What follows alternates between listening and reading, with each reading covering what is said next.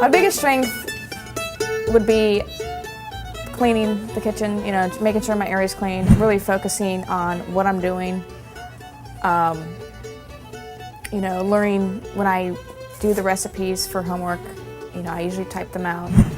And as I type them out, I tend to read them as I type them out to memorize them.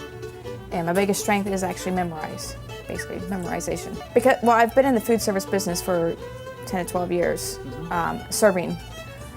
So I've actually gotten to know what it is to be like the leader, or the head server, not basically telling people what to do, but just looking out for other people, as their safety-wise, sanitation-wise, communication is the biggest thing. I've served for Great Wolf Lodge, Carrabba's, Willie Sports Cafe. I currently work right now at the Hilton Garden Inn. It's called the American Bar and Grill, as a server for breakfast. So I get there, 5:30, sometimes 6 a.m. and work till 10. I'm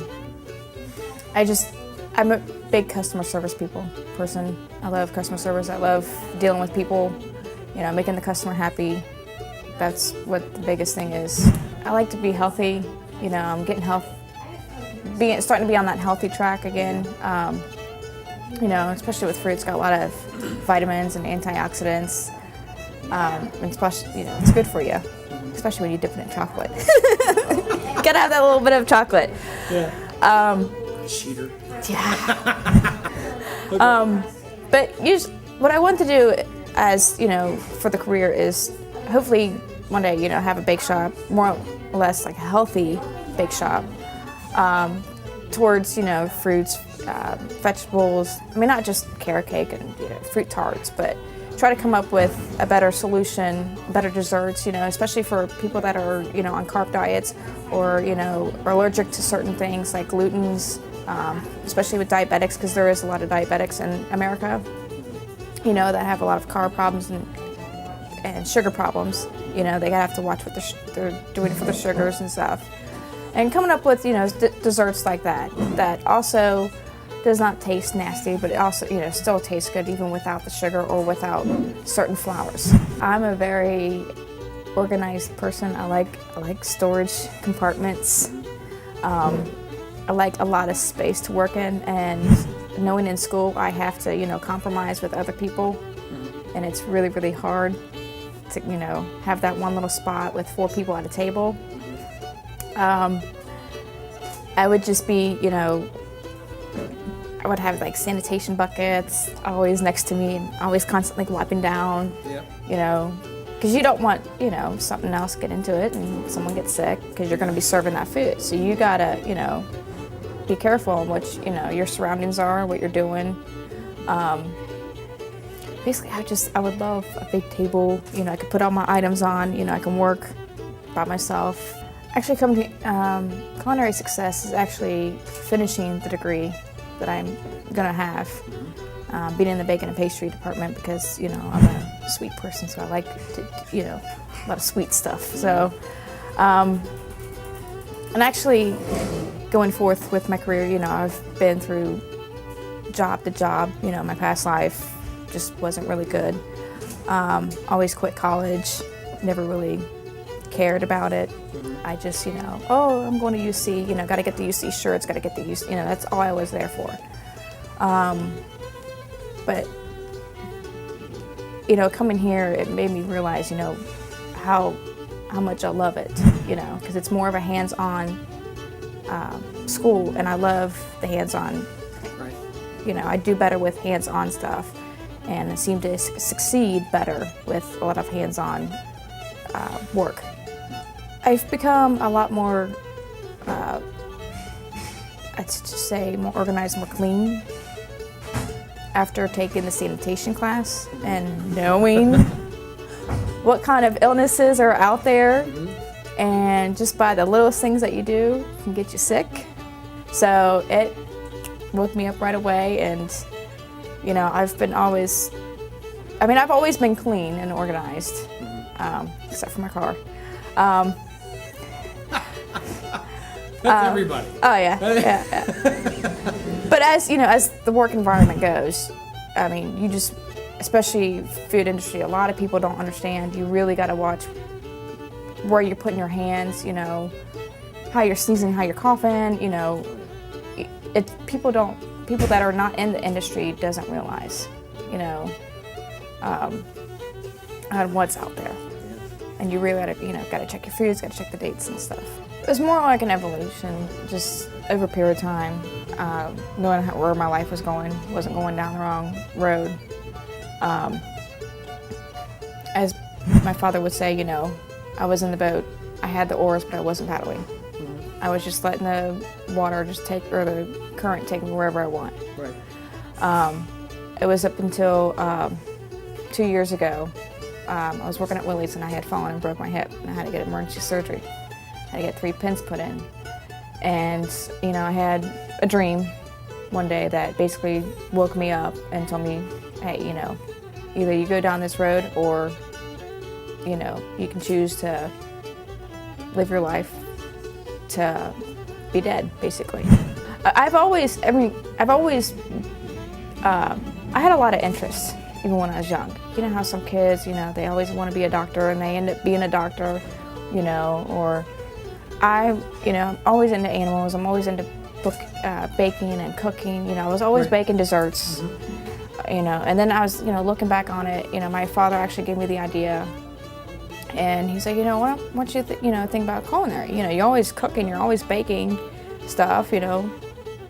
You ever thought about that? You're always watching the Food Network, you're always watching all those cooking shows and getting, you know, making stuff up on your own. And I was like, well, you know, I'll give it a shot and see, you know, where it takes me.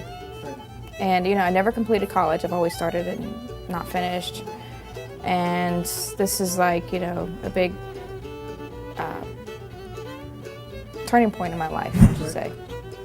You know, I'm very excited that I'm actually completing this. So it was more or less like a crossroads in my life. Well, we did an anniversary cake. Well, basically what we do is we, the first week of this quarter, you know, the spring quarter, we bake all of the cakes off, you know, all 42 cakes. And we basically just freeze them. But we had to do that, we had to take, you know, all this butter, all the sugar, you know, and you had to use these, you know, the industrial mixers. So which when you get done mixing, it weighs about 50 pounds. Especially when you're timesing the recipe 10 times or 15 times. Yeah. So, you know, you got to use the big bowls, the big sifters to sift the powdered sugar. But basically, you know, then you pour it into the pans, you bake it off, and then you freeze them. Okay. And then as you progress in the quarter, you know, you take them out week by week, depending on what you're doing.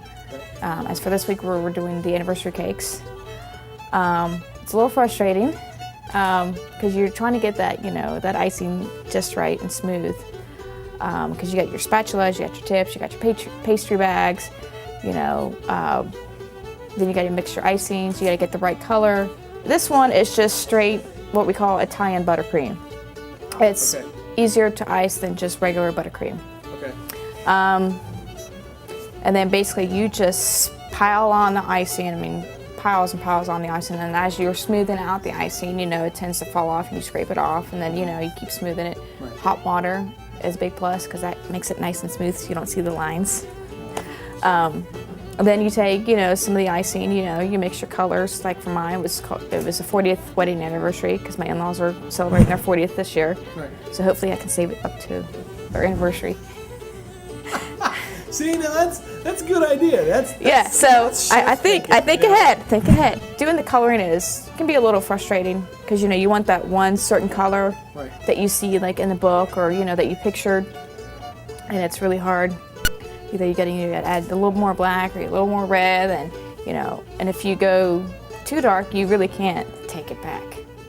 So then you got to add more white and, you know, more icing, and it can be very frustrating at times. And then what I do is I picture it in my mind of what, you know, my idea, you know, how each little detail is going to look on the cake. Now it doesn't always come out perfectly how I want it in a picture, but, you know, for, practice and practice and practice, I end up getting better. But I've always heard the term, time, patience, and practice. Right. You gotta have, set your time, when you're gonna have it done, be patient with it, and then practice. You just keep practicing your piping, and then the more you do it, the better you get at it. I look at it as an art because I don't draw very good, but I love crafts. I love, doing stuff. I love making it artistic. I'm not so much more about the taste of the cake, versus, the culinary people, they go for taste, in their entrees. I go for the looks, I want to wow the people. I want to have them come up and like, oh my gosh, that cake is, looks fantastic. Oh, look at the details on that. Or, look at that sugar works, or the chocolate. It's not so much, taste is in there, but more or less I want them to look at the details of the cake, the artistic part. I just want them to, wow, like, oh my God. Like when people go to weddings and they see the wedding cake, oh my gosh, that's so beautiful. Look at it, look at the flowers, how they look so real. That's how I want it to be.